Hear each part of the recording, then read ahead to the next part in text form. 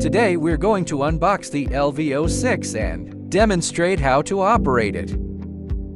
This is the product manual. A suitable power cord will be provided according to the specific country or region.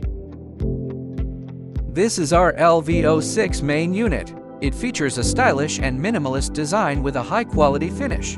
Now let's take a look at the specific operation. Combine the power adapter with the power cable. Connect the power supply to the miner. After plugging in the power, once powered on, the screen will light up and display Lucky. Open the Wi-Fi settings on your phone or computer. Connect to the Lucky Wi-Fi network.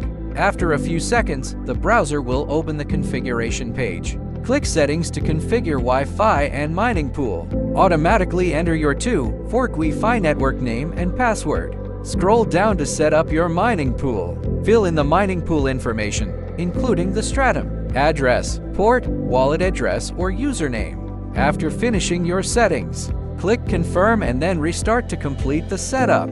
After connecting the device, a web address will appear on its screen. Enter the address in your browser to access the backend page. All settings, deployment, and debugging of the device are completed. .it runs in good condition and is ready for normal operation.